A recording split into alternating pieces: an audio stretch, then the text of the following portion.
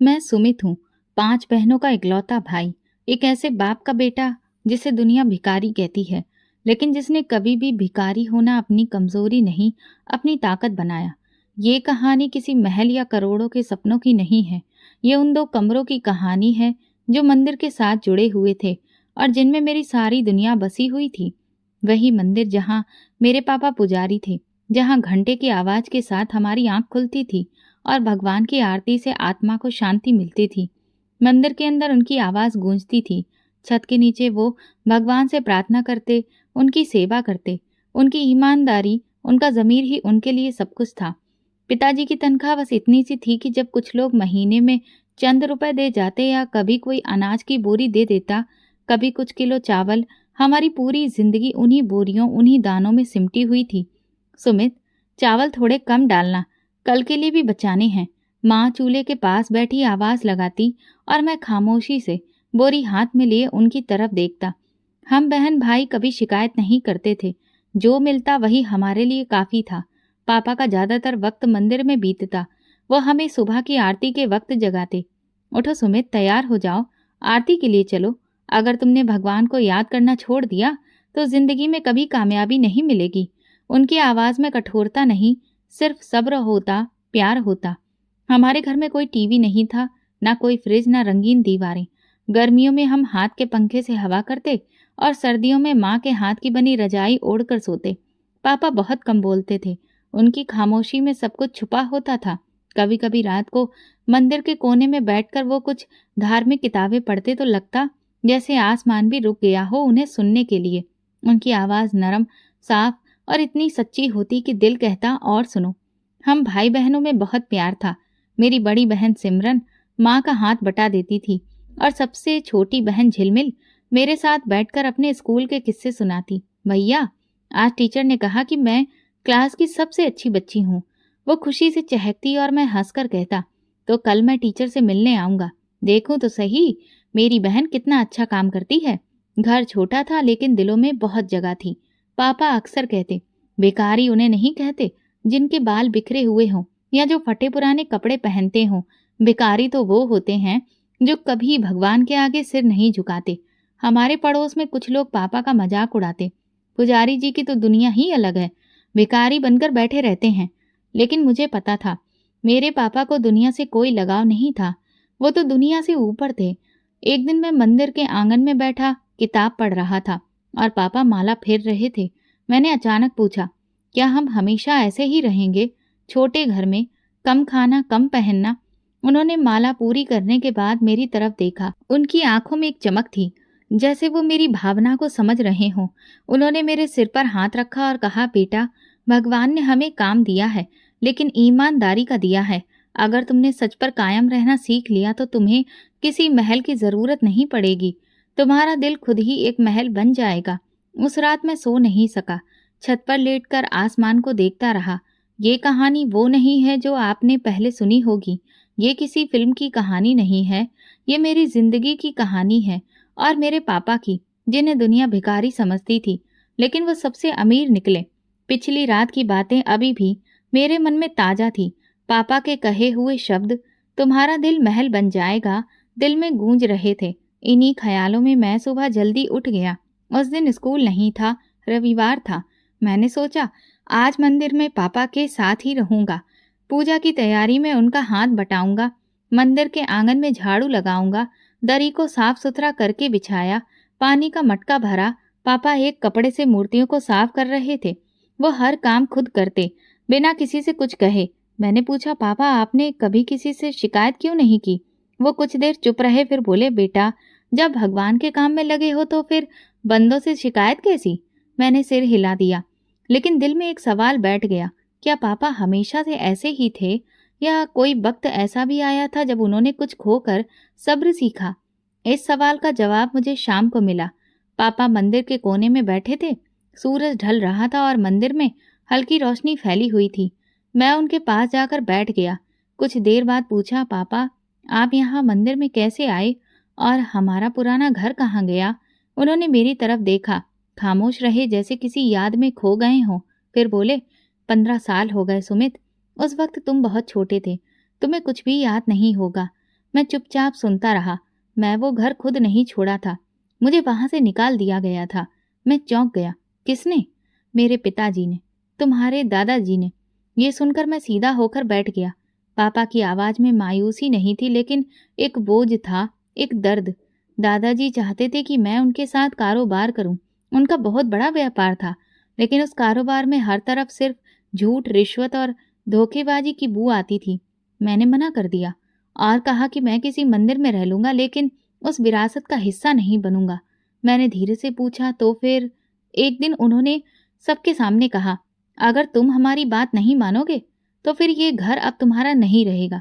और मैंने वो दिन देखा जब एक बाप ने अपने बेटे की सच्चाई और ईमानदारी की कोई कीमत नहीं समझी, अपने नोटों को उससे ज्यादा समझा।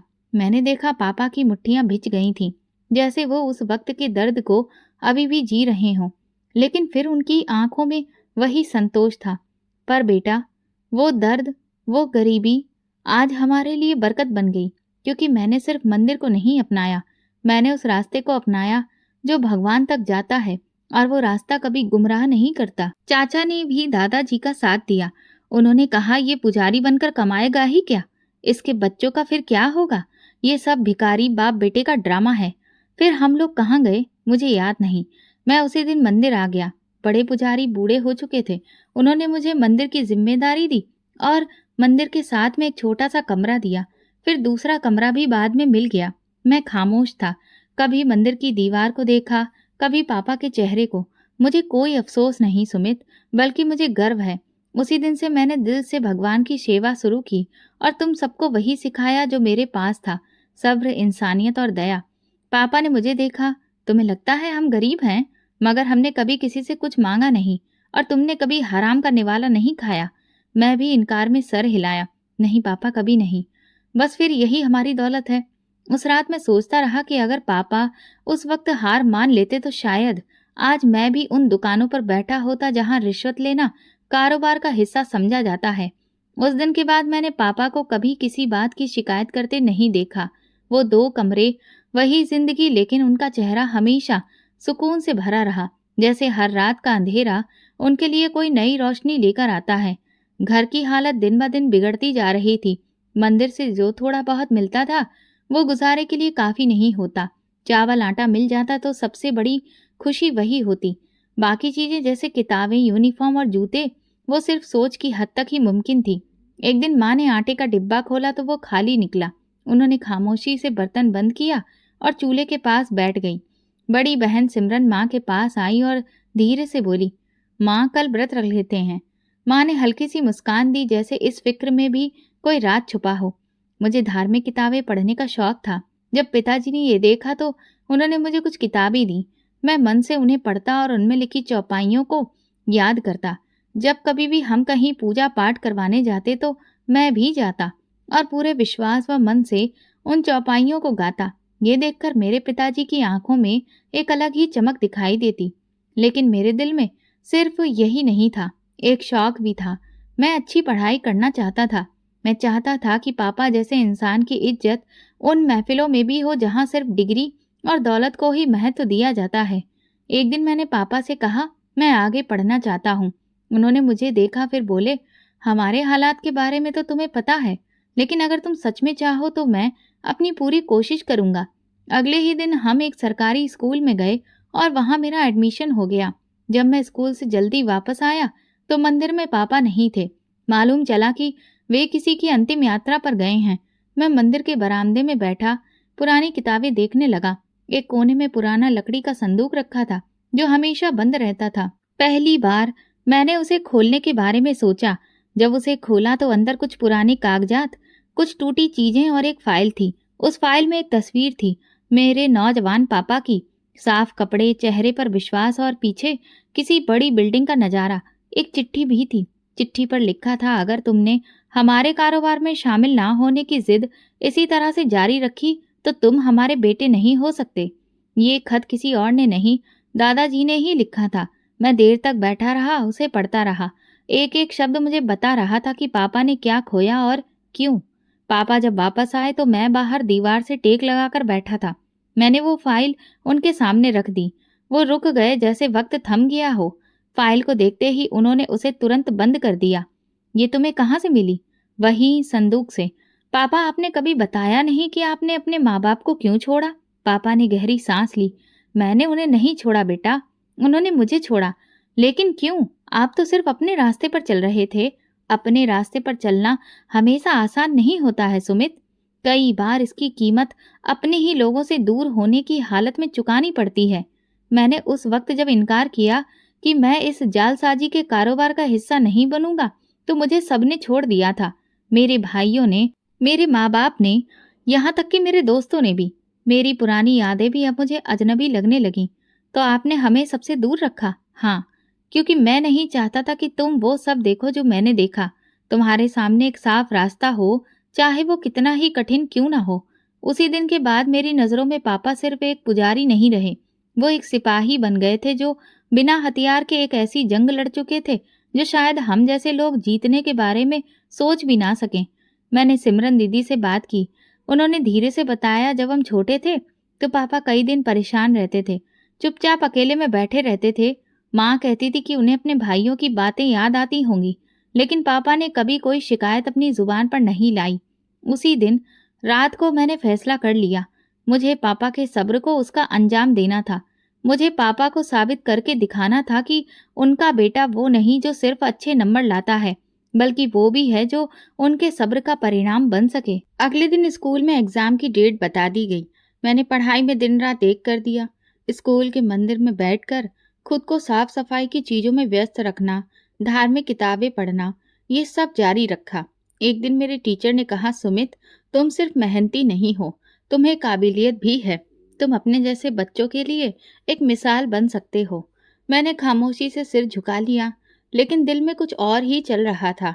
ये सब कामयाबियां मेरी नहीं थीं, ये पापा के सब्र की कमाई थी जो मैं आगे लेकर जाना चाहता था। कुछ हफ्ते बाद रिजल्ट आया। मेरा नाम फिर सबसे ऊपर था। प्रिंसिपल ने मुझे बुलाकर कहा, अगर तुम इसी जज्बे से बढ़ते रहे तो एक दिन बहुत आगे जाओगे।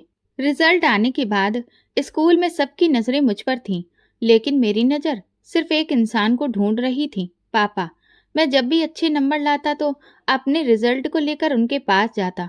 वो बिना कुछ कहे बस सिर पर हाथ रखते और उनकी ये खामोश दुआ मुझे किसी भी मेडल से ज्यादा कीमती लगती थी। वक्त गुजरता चला गया और मेरे मन में अब अगले सफर का रास्ता तय हो चुका था। एक सपना, सिविल सर्विसेज। बचपन से सुनता आया था कि सिविल सर्विसेज करने वाले लोग देश के फैसलों में अपना योगदान देते हैं। मैं चाहता था कि उनमें से एक मैं भी हूँ, जिसके हाथ में कलम और दिल में पापा के आशीर्वाद का वजन हो। अगली सुबह मैं पापा के पास बैठा। वो हमेशा की तरह व्यस्त थे। मैंने कहा, मैं यूपीएससी की तैयारी करना चाहता हूँ। उन्होंने मेरी तरफ देखा और कहा, ये कोई छोटा सपना नहीं है सुमित। मुझे पता है पापा, इसीलिए आपसे इजाजत लेने आया हूँ, आपका आशीर्वाद लेने आया हूँ। उन्होंने मुस्कुराकर कहा, इजाजत तो मिल गई, लेकिन ध्यान रहे, रास्ता कठिन होगा। अगर थक जाओ तो रुक जाना, लेकिन हारना मत। उसी दिन मैंने फैसला किया कि मैं दिन में पढ़ाई करूंगा और शाम को काम। इलाके में एक बर्गर शॉप थी जहां पार्ट टाइम पर लड़के काम करते थे। मैं वहां चला गया।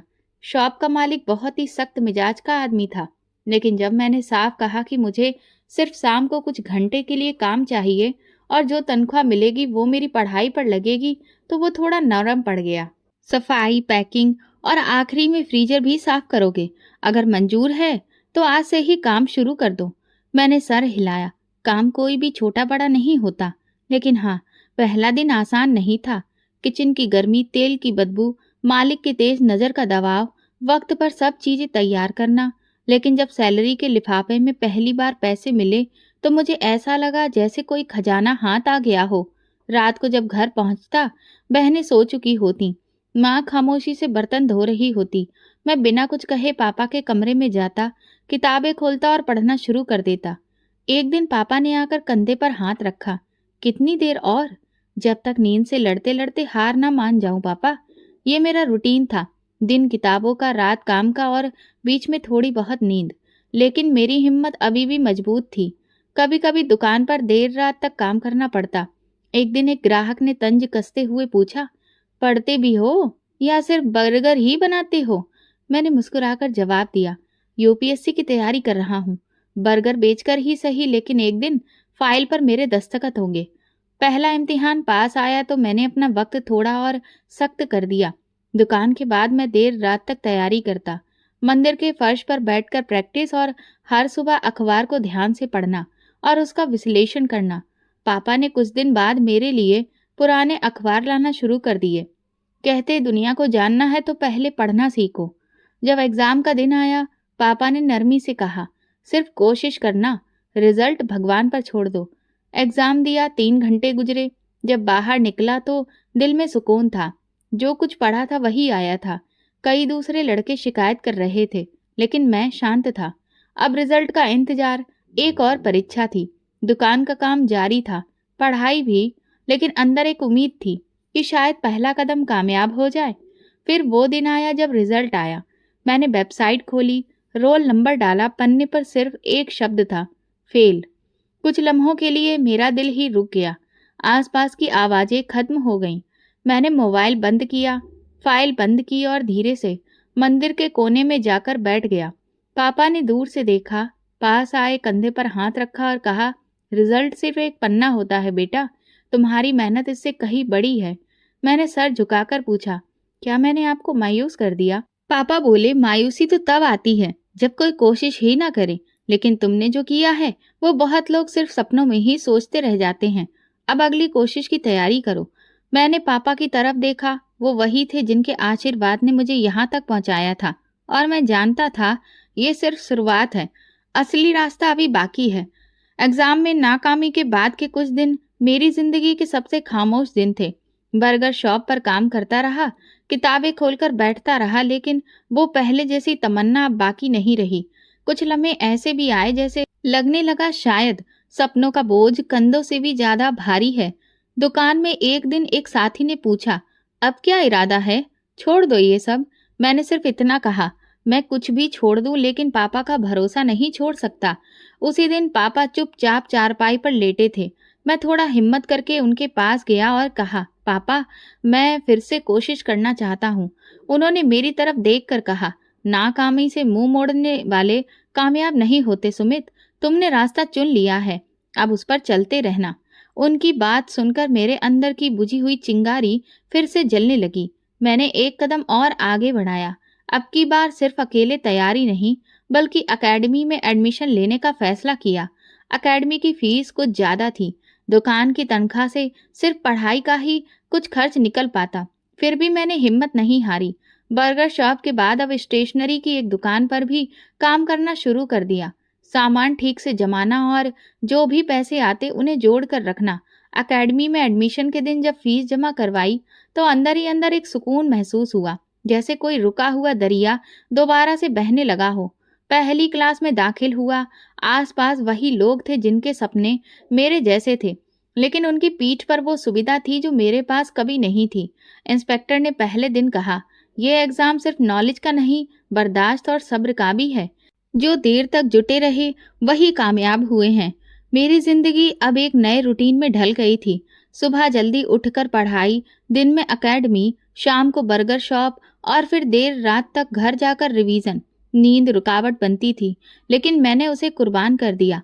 एक दिन माँ ने कहा, बेटा थक तो नहीं जाते हो? मैंने मुस्कुराकर जवाब दिया, शरीर थक जाता है माँ, लेकिन सपने थकने नहीं देते। एकेडमी के एक टीचर ने मेरी लगन को महसूस कर लिया। एक दिन नमन सर ने कहा, तुम्हारी बातों में खामोशी है, लेकिन आंखों में लड़ने की हिम्मत है। तुम हो जो दुनिया को हैरान कर सकते हो, बस देर मत करना।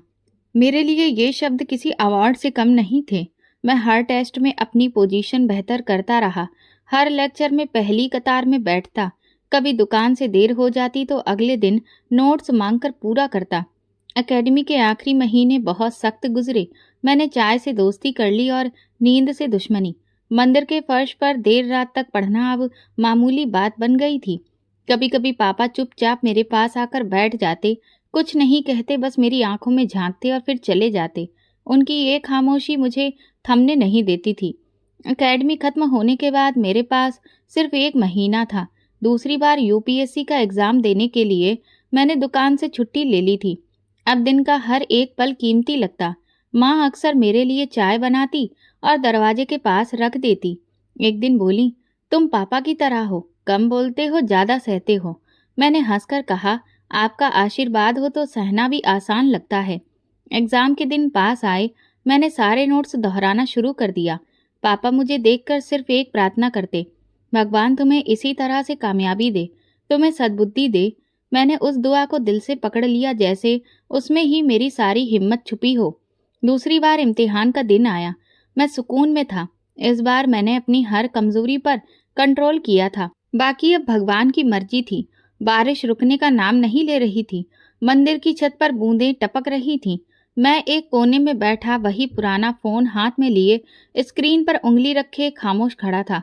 वेबसाइट धीरे धीरे लोड हो रही थी और दिल की धड़कनों का शोर बढ़ता जा रहा था। एक बार आंखें बंद की, गहरी सांस ली और जैसे ही रिजल्ट का पेज खुला, मेरा रोल नंबर सामने चमक रहा था, जिसे पास कर दिया गया था। मैं खामोशी से उठा, मोबाइल जेब में रखा और भगवान के आगे सिर झुकाकर बैठ गया। ना कोई खुशी, ना कोई चिल्लाना और ना ही किसी को आवाज देना। बस आंखें बंद करके वो लम्हा अपने अंदर बैठा लिया, जिसकी कीमत मैंने हर रात की नींद, हर दिन की मजदूरी और हर दुआ में अदा की थी। भगवान का लाख लाख धन्यवाद करने के बाद जब घर पहुंचा, माँ बर्तन समेट रही थी। पापा अपनी माला पूरी करने के बाद उठ रहे थे। मैं सीधा उनके पास गया और चुपचाप उनके सामने बैठ गया। उन्होंने मुझे देखा, फिर बोले, रिजल्ट आ गया? मैंने धीरे से कहा, हाँ पापा, मैं पास हो गया, भगवान का शुक्र है। उनके चेहरे पर वही मुस्कान थी और आगे उन्होंने कुछ भी नहीं कहा। पापा, अगर आप कहें तो मैं सबको बता दूं? उन्होंने इनकार में सिर हिलाया। नहीं सुमित, अभी नहीं। ये कामयाबी सिर्फ तुम्हारी है। ये उस भगवान की तरफ से है जो खामोश प्रार्थनाओं को सुनता है। खामोशी में ही तरक्की है, शोर में नहीं। मैंने कोई बहस नहीं की। उनके हर फैसले में मुझे एक सच्चाई नजर आती थी। अगले दिन बर्गर शॉप के मालिक के पास जाकर मैंने काम छोड़ने की बात की। वो हैरत से बोले, कुछ हुआ है क्या? कोई और जगह मिल गई? मैंने मुस्कुराकर कहा, जी एक और जगह मिल गई है, थोड़ी बड़ी है। ट्रेनिंग का लेटर एक हफ्ते के बाद मिला। सेंटर मसूरी में था। पहली बार शहर से बाहर जा रहा था। पापा दरवाजे तक छोड़ने आए। माँ ने शॉल मेरे कंधों पर रखी और खामोशी से माथे पर हाथ रखा। ट्रेनिंग सेंटर में कदम रखते ही ऐसा महसूस हुआ जैसे सब नया है, लेकिन अंदर वही पुराना सुमित था।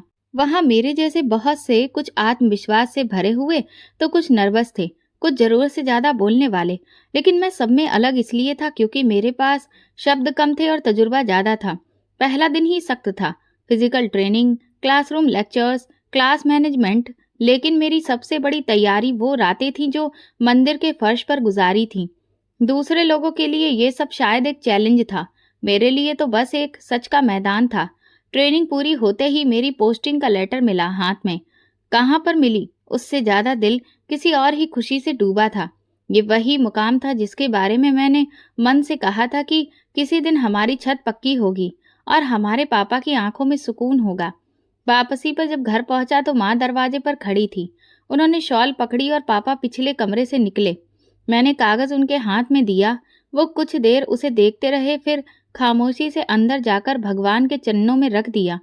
सुमित, अब तुम जिलाधिकारी हो? हाँ पापा, लेकिन मैं अभी भी वही सुमित हूँ जो आपकी उंगली पकड़कर मंदिर जाता था। पापा ने मुझे सीने से लगाया और कहा, बेटा, ओहदे को कभी भी अपने दिल में ना बिठाना, वरना तुम वो खो दोगे जिससे ये सब मिला है। उसी रास्ते पर चलना जो भगवान की मर्जी का हो। कमरे में एक अजीब सी खुशबू फैल चुकी थी। वो शायद उन प्रार्थनाओं की थी जो बरसों से सिर झुकाकर मांगी गई थीं। मैंने पापा से कहा, आप और माँ शहर आ जाइए, नया घर मिल गया है, बड़ी जगह है। पापा ने इनकार कर दिया। ये मंदिर ही मेरी दुनिया है सुमित, तुम्हारा हर कामयाब कदम ही मेरे लिए नई दुनिया है। मैंने कुछ नहीं कहा। कामयाबी का सूरज निकल चुका था, लेकिन रोशनी वही थी जो पापा की आंखों से आ रही थी। और मैं जानता था, मैं चाहे किसी भी कुर्सी पर बैठा हूँ, मेरे कंधे पर जो हाथ है वो वही मेरी असली ताकत है। कुछ हफ्ते हो चुके थे। मैं अपनी नई जिम्मेदारियों में पूरी तरह व्यस्त हो चुका था। ऑफिस, फील्ड, इंक्वायरी और इन सबके बीच कहीं वो मंदिर, वही छत, वही दो कमरे मन में ताजा रहते। रोजाना फाइलों के बीच जब कभी थकान महसूस होती, मैं आंखें बंद करके पापा के मंदिर में बैठी तस्वीर अपने मन में ले आता और सब ठीक हो जाता। एक दिन ऑफिस से वापसी पर पापा दरवाजे पर खड़े मिले। चेहरे पर संजीदगी थी। कुछ बात करनी है सुमित। हम बैठे।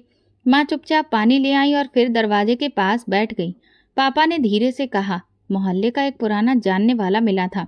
उसने बताया कि तुम्हारे दादाजी बीमार हैं, उन्हें पैरालिसिस हो गया है। मैंने उनकी तरफ देखा। चलिए पापा, उन्हें देख आते हैं। शायद अब उनका दिल बदल गया हो। पापा खामोश रहे। कुछ पल बाद बोले, मैं नहीं जानता कि उनके दिल में मेरे लिए कुछ बचा है या नहीं, लेकिन तुम कहोगे तो चलेंगे। अगली शाम हम दोनों रवाना हुए। पहली बार मैं उस घर में जा रहा था जहां से पापा को निकाला गया था। रास्ते में पापा ज्यादातर खामोश रहे। मैं उनकी खामोशी को सुनने की कोशिश करता रहा, लेकिन वो किसी किताब की ऐसी सतह थे जो पढ़ी जा चुकी हो, लेकिन फिर भी याद ना हो। बंगला बहुत बड़ा था। गेट के बाहर एक चौकीदार खड़ा था। उसने हमें देखा और अंदर जाकर जानकारी दी। कुछ देर बाद एक नौकर बाहर आया और कहा, अंदर आ जाइए, बड़े साहब कमरे में हैं। हम अंदर दाखिल हुए। हर दीवार पर कीमती फ्रेम, हर कमरे में महंगा फर्नीचर, लेकिन एक अजीब सा अजनबीपन का एहसास। पापा की नजरें झुकी हुई थीं। मैं उनके साथ कदम मिलाकर चल रहा था। ड्राइंग रूम में दाखिल होते ही दादाजी व्हीलचेयर पर बैठे नजर आए।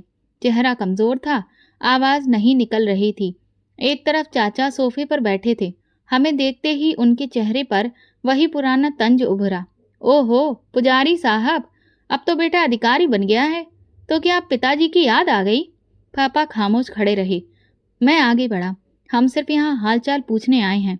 दादाजी की तबीयत सुनी थी। चाचा हंसने लगे। तो यहाँ क्या कर लोगे? कोई झाड़ फूक करोगे जो दवा का काम कर देगी?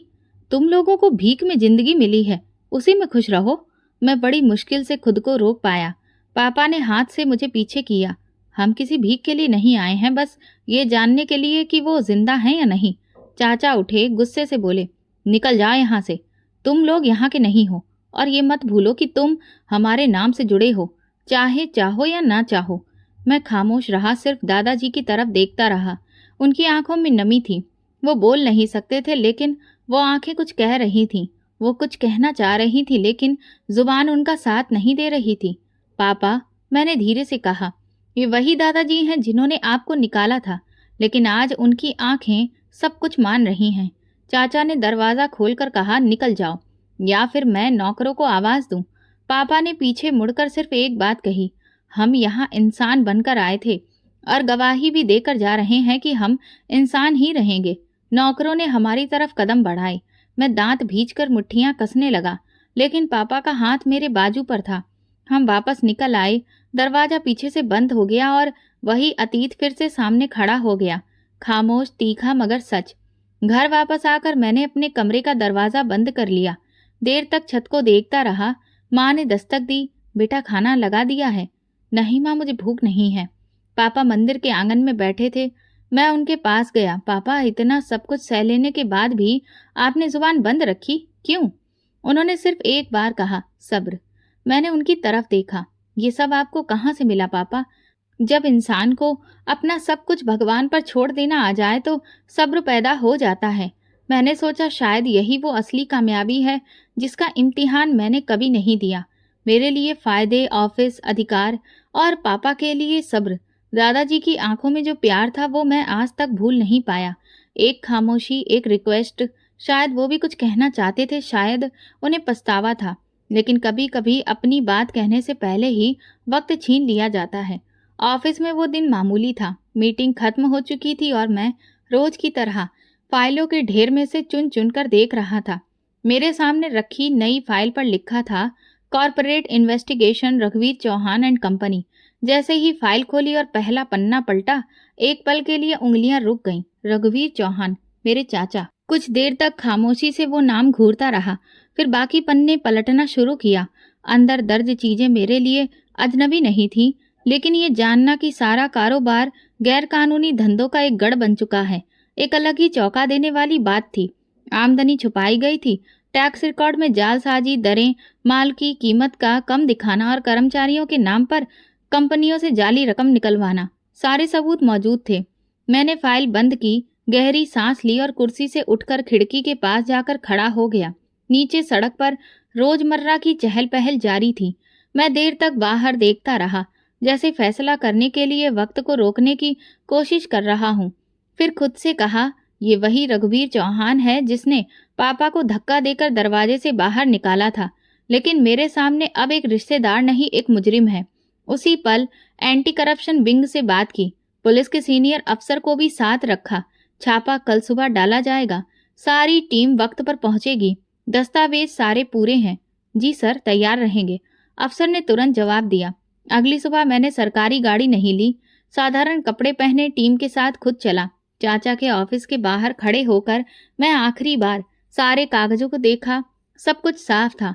ऑफिस के गेट पर पहुंचते ही मैंने हाथ से इशारा किया, अंदर जाइए, बाहर का रास्ता बंद कर दीजिए। कोई कागज, कोई भी बंदा बाहर नहीं जाना चाहिए। हम जैसे ही अंदर दाखिल हुए, चाचा सामने टेबल पर बैठे सिगरेट सुलगा रहे थे। दरवाजा खुला तो उन्होंने चौंक कर हमारी तरफ देखा। अरे ये कौन है? फिर मुझे पहचानते ही तंज भरे अंदाज में बोले, ओ भिखारी का बेटा, तुम यहाँ क्या कर रहे हो? मैं आगे बढ़ा, खामोशी से फाइल उनके सामने रखी। ये क्या बकवास है? किसकी इजाजत से तुम अंदर आए हो? ये मेरा ऑफिस है, कोई बाजार नहीं। पुलिस और एंटी करप्शन टीम अंदर आ चुकी थी।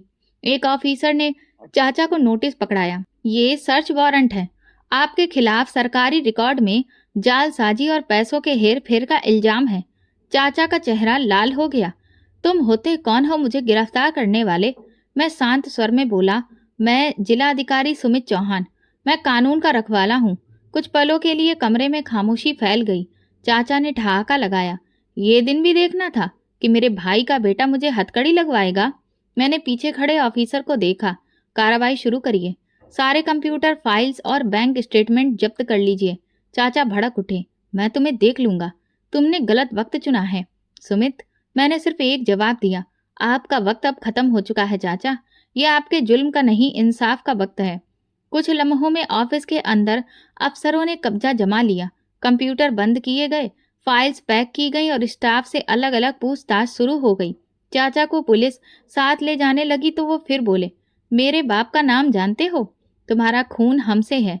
मैंने उनकी तरफ देखा। मेरा खून सच्चाई का पाबंद है, रिश्ता सिर्फ सच के साथ है। चाचा को गाड़ी में बिठाया गया, दरवाजा बंद हुआ और काफिला रवाना हो गया। वापस ऑफिस जाकर मैंने मंदिर का रुख किया और भगवान के आगे सिर झुकाकर उनका धन्यवाद दिया कि मुझे आज वो दिन दिखाया जिसमें मैंने सच्चाई का साथ निभाया, चाहे उसकी कीमत रिश्ता ही क्यों ना हो। शाम को पापा दरवाजे पर बैठे थे, उन्हें सब कुछ पता चल चुका था। मैं खामोशी से उनके पास गया। उन्होंने मेरी तरफ देखा।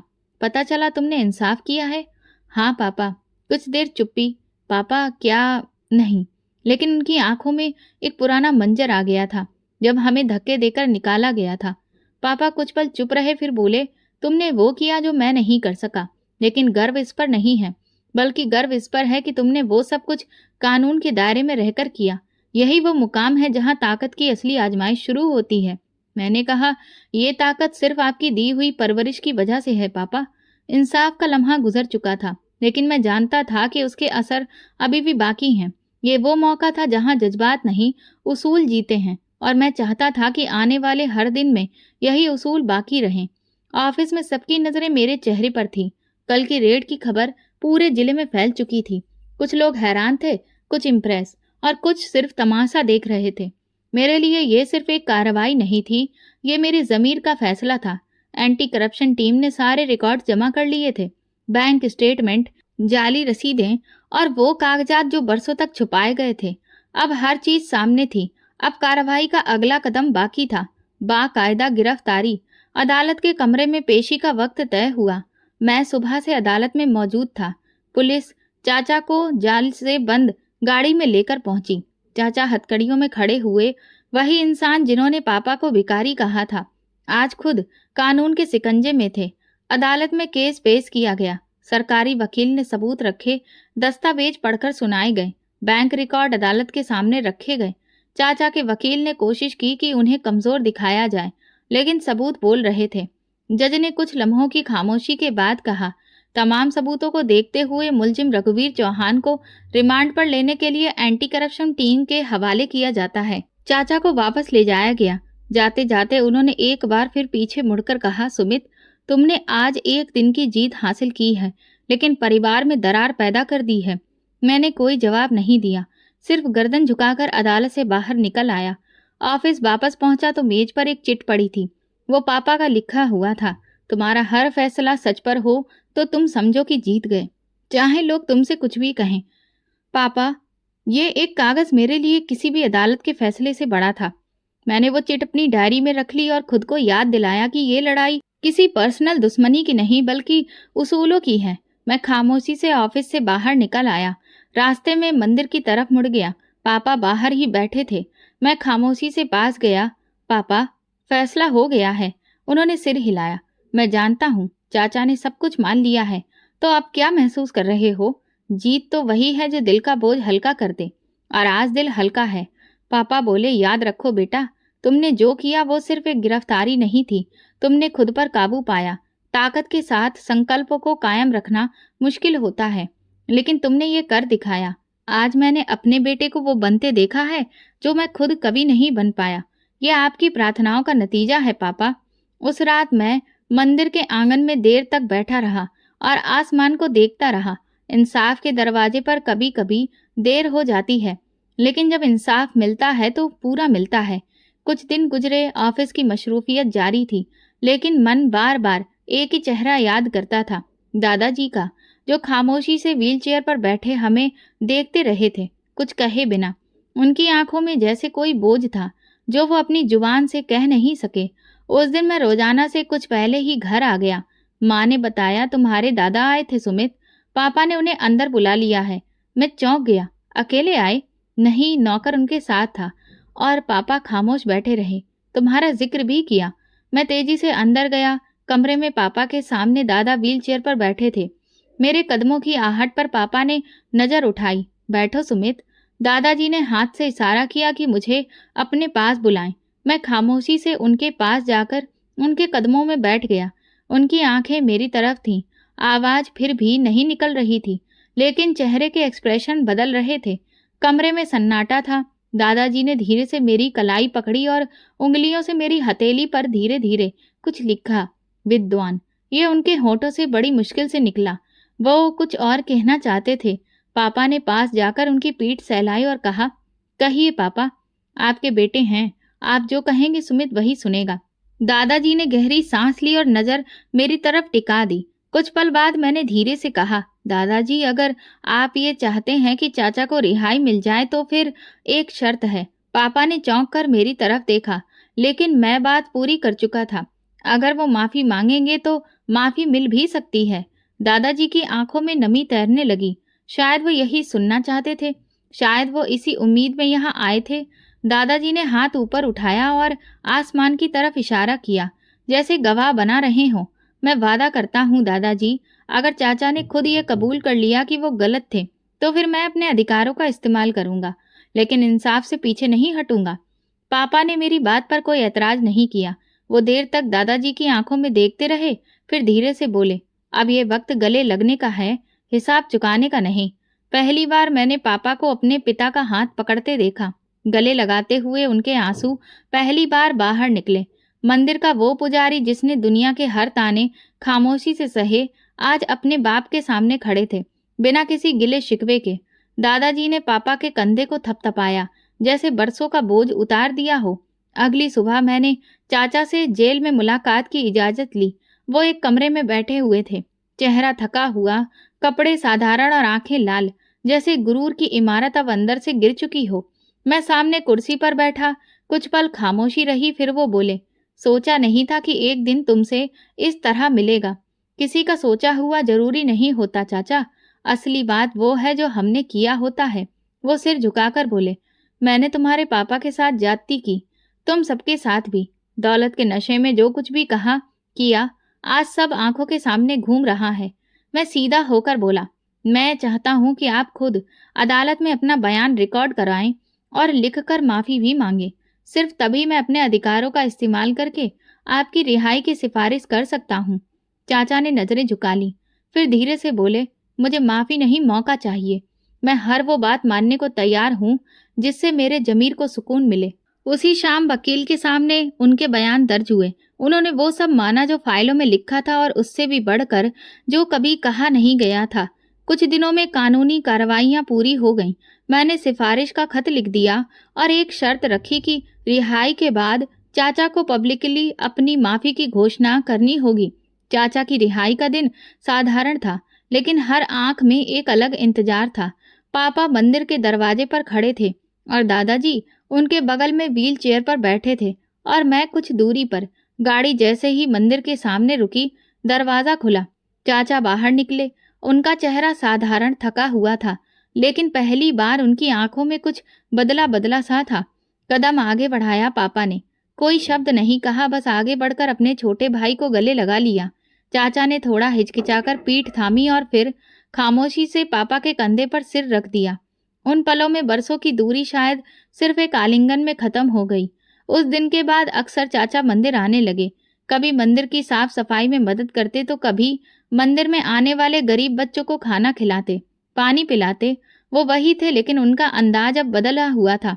किसी भी बात में सख्ती नहीं, किसी भी अंदाज में गुरूर नहीं। एक दिन वो पापा के पास बैठे और बोले, भैया, मैंने जो भी किया उसकी माफी शब्दों में नहीं है, बल्कि अमल से ही मुमकिन होगी। पापा ने सिर्फ इतना कहा, रिश्ते अमल से ही बनते हैं और बिगड़ते हैं। लेकिन अभी देर नहीं हुई है। अब घर का माहौल पूरी तरह से बदल चुका था। दादाजी की तबीयत अभी भी नाजुक थी, लेकिन अब दिल हल्का हो चुका था। जिंदगी आगे बढ़ती गई। पापा अभी भी मंदिर में रहते थे। शहर में बड़ा घर हो गया था, लेकिन फिर भी वो अपना कमरा नहीं छोड़ते थे। मैंने उनसे कई बार कहा, आप यहाँ आ जाइए, अब सब कुछ बदल गया है। उन्होंने मुस्कुराकर कहा, सब कुछ तुम्हारे लिए बदला है, लेकिन मेरे लिए भगवान का दिया हुआ वही कमरा काफी है। दादाजी की तबीयत दिन ब दिन कमजोर होती गई। एक दिन मैं उनके पास गया तो वो धीरे से बोले, सुमित, अगर मैंने तुम्हें पहले पहचान लिया होता तो शायद मेरी जिंदगी कुछ अलग होती। मैंने उनका हाथ पकड़कर कहा, दादाजी, अब जो होना तो वो हो गया, लेकिन अब सिर्फ ये देखना है कि आगे हम क्या करते हैं। चाचा अब अक्सर आते, ऑफिस की फाइलें साफ करवाते, पुराने कर्ज चुकाने के बारे में बात करते और कहते, मैं तुम्हारा मोहताज हूँ सुमित। नहीं चाचा जी, आप मेरे पिताजी की उम्र के हैं। अब ये रिश्ता हिसाब का नहीं है, लेकिन दिल के कोने में वो पुराने लम्हे अभी भी जिंदा थे जब हमें घर के दरवाजे से धक्का दिया गया था, जब माँ ने कई दिन तक सिर्फ चावल उबाल कर गुजारा किया था, जब सिमरन दीदी ने किताबें कपड़े में लपेटकर स्कूल जाना सीखा था। मैंने सब कुछ माफ कर दिया था, लेकिन कुछ चीजें याददाश्त से कभी भी नहीं निकलती और शायद निकलनी भी नहीं चाहिए। आज बरसों बाद मैं अपने ऑफिस में बैठा ये सब लिख रहा हूँ। टेबल पर एक तरफ पापा की तस्वीर है, दूसरी तरफ मेरे बेटे का स्कूल बैग, जैसे कि ये भगवान का आशीर्वाद हो। मैं सोचता हूँ मेरे पापा कोई भिखारी नहीं थे, बल्कि वो दिल से अमीर थे और मैं सिर्फ उनका बेटा हूँ। सच्चाई, सब्र और जमीर का रास्ता कठिन जरूर होता है, मगर अंजाम हमेशा कामयाबी और इज्जत होता है। असली दौलत रिश्तों की मिठास और किरदार की अमीरी है, ना कि माल और दौलत की चमक। अगर आपको दोस्तों हमारी कहानी पसंद आई हो तो कमेंट करके ज़रूर बताएं। वीडियो को लाइक करें और ज़्यादा से ज़्यादा शेयर करें। अगर आप चैनल पर नए हैं तो सब्सक्राइब जरूर करें और नोटिफिकेशन बेल दबाएं ताकि अगली अपडेट सबसे पहले आपको मिले। धन्यवाद।